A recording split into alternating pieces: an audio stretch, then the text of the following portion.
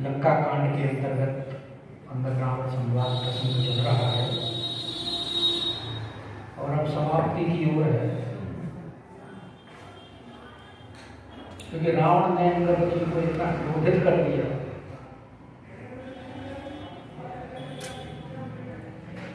और अंगद जी का क्रोधित होना भी युक्ति संगत था।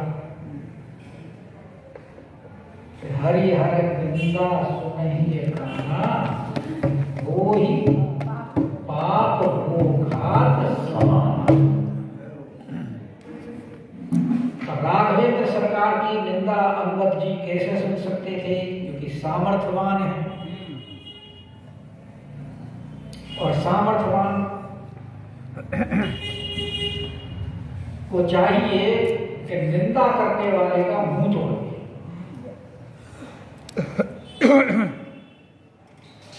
और अगर कमजोर है तो वहां से हट जाए। लेकिन अंगद जी तो सामर्थ्यवान है, इन्होंने अपने दोनों हाथों को पृथ्वी पर पटका और उसका हमने कल आपको अर्थ बताया था क्यों पटका।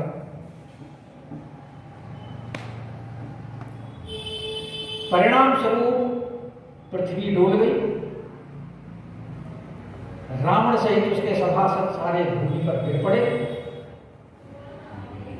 तो रावण जब गिरते गिरते संभला तो रावण तो संभल गया, लेकिन उसके मुकुट जो 10 थे वो गिर गए। और मुकुट का गिरना और सिर के गिरने में कोई अंतर नहीं माना जाता।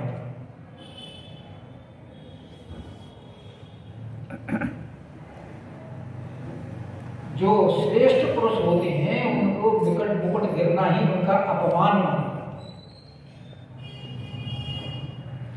क्योंकि सिर तो राघवेंद्र सरकार ने काटना है। इसलिए अंगद जी ने सोचा कि मुकुट गिर जाए वही ठीक है। तो जैसे ही मुकुट गिरे, रावण ने 6 तो उठा करके 20 हाथों से अपने सिर पर रख लिए और 4 अंगद जी ने रामादल की तरफ फेंक दिए। बोले अगर यहां रखूंगा तो ये झगड़ा करके फिर ले लेगा, और झगड़ा मैं करना नहीं चाहता, जो कि आज्ञा नहीं है। दूत बनकर आए हैं ना, इसलिए बोले ना मेरे पास होंगे ना ये मेरे से मांगेगा। इसलिए उन्होंने चारों के चारों रामादल की तरफ फेंक दिए। लेकिन उन मुकुटों को आते हुए देख करके वानर भालू डर गए।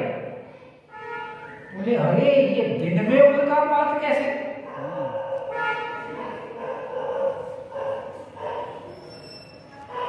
आवत मुकुट देखी कपि भागे और दिन ही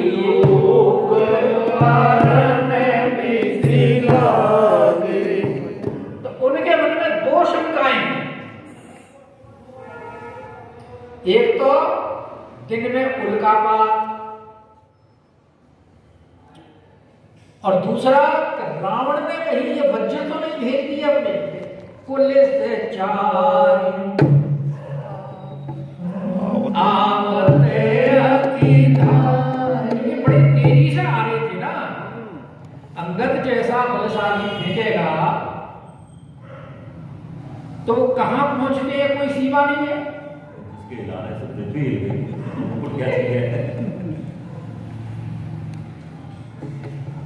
भगवान उनको भागते हुए वानर भालू को देख करके हंस पड़े।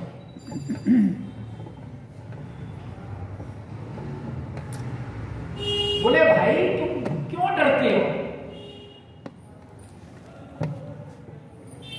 जो तुम विचार कर रहे हो वैसी बात नहीं है। कहे प्रभु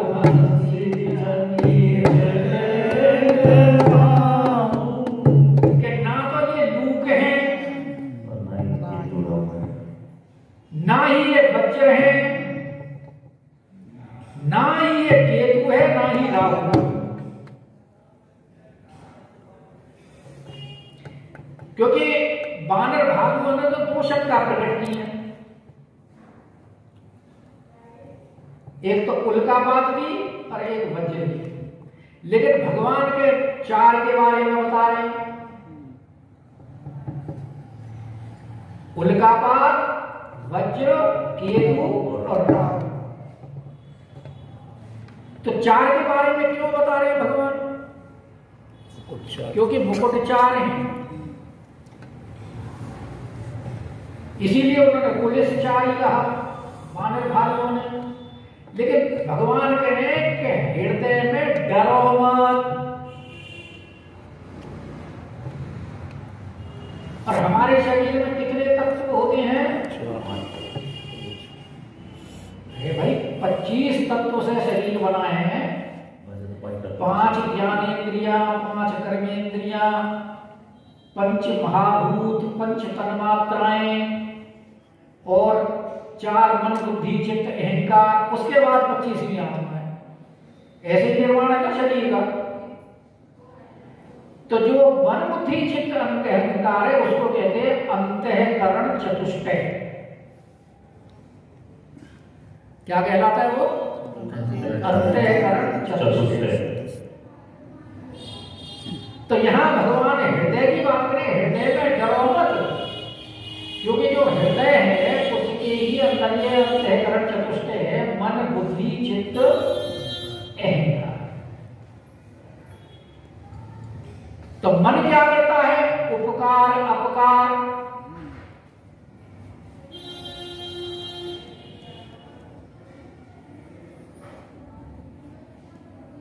और बुद्धि क्या करती है? निर्णय करती है, ज्ञान ज्ञान का। और चित्त क्या करता है? सुख दुख का अनुभव करता है।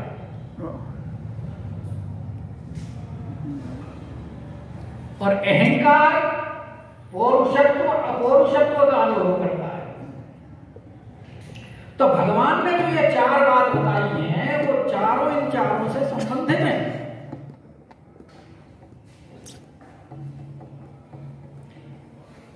मन का संबंध है लूक के साथ।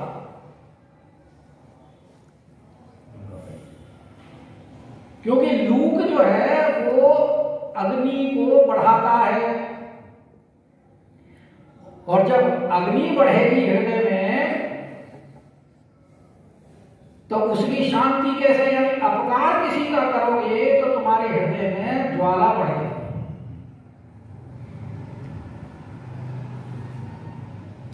तो कहते हैं लूक नहीं है, डरो मत, उपकार करो।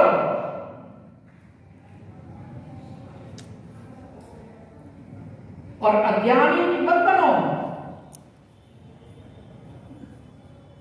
क्योंकि ये पुलिस नहीं है।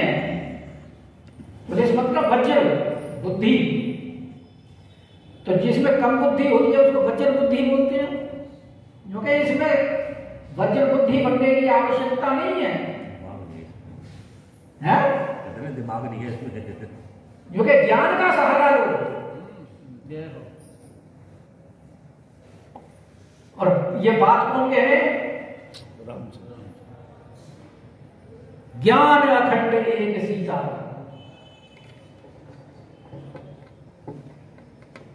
क्योंकि ये लूप असली भी नहीं है। और केतु किसको भ्रमित करता है? चित्त को। तो दुख मानने की आवश्यकता नहीं है, ये तो सुख का समाचार है।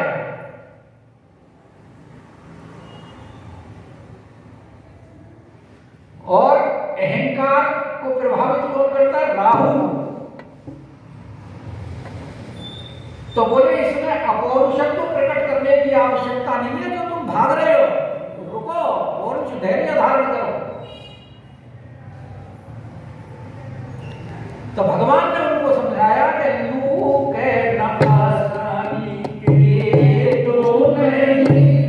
यानी हम अपने अंतःकरण को शांत रखें, अशांत होने की आवश्यकता नहीं है। क्योंकि जिनको तुम देख करके भाग रहे हो ये है क्या? एक किरीट 10 कंधर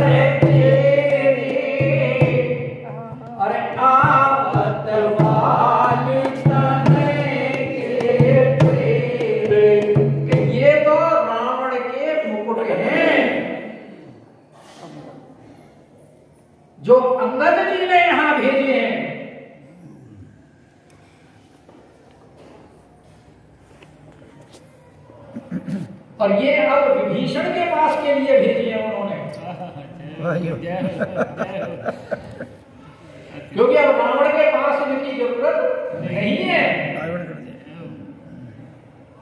ये तो राम विरोधी के पास थोड़ी रहेंगे, ये तो राम का जो भक्त है उसके पास रहेंगे। तो हनुमान जी ने सुना तो हनुमान जी तुरंत एकदम तारा की पवन सुत कर गए। तारा की एकदम तेजी से होती है, क्योंकि वो भी बड़ी तेजी से आ रहे थे। तो हनुमान जी ने कहा कि अंगद जी ने भेजे कि ऐसा ना हो कि हम यहाँ सुबेल पर्वत में बैठे रह जाएं और ये मुकुट समुद्र भी पार कर जाएं।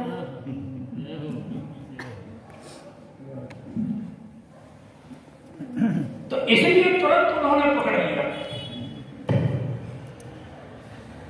दूसरा भाव ये भी है कि भाई कहीं अगर किसी के ऊपर गिर गए, चोट वोट लग गई, तो पट्टी वट्टी बंधवानी पड़ेगी, उसकी उपचार कराना पड़ेगा, पहले ही पकड़ लो।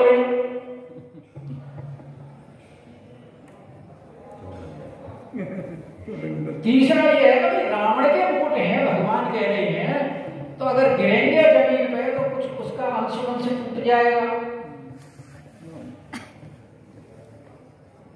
वो नहीं होना चाहिए। क्योंकि अंगद के द्वारा भेजा हुआ भगवान को ये तो एक संदेश है,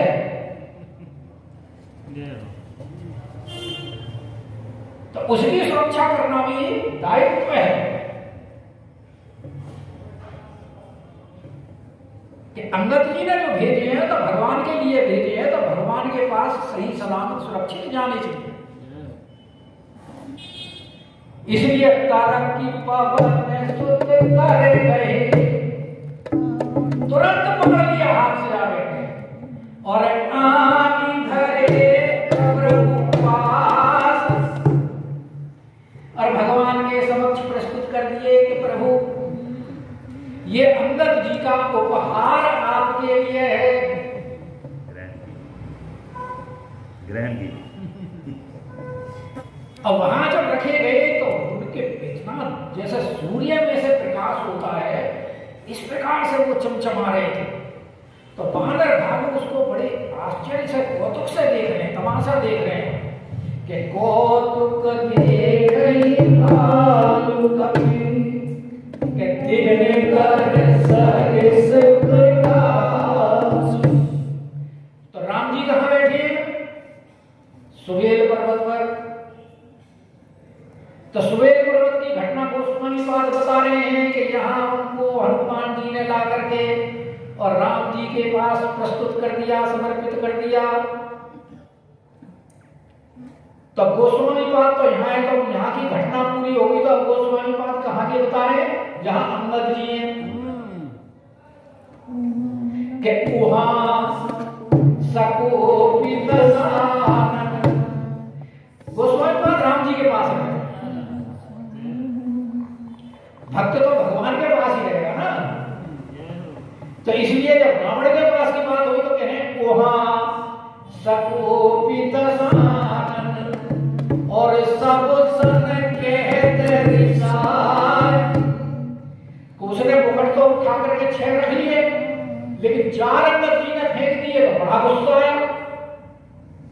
इसलिए क्रोधित होकर सबसे कहता है कि धरहु कभी धरि मारहु और सुनी अंगद मुस्कुराए।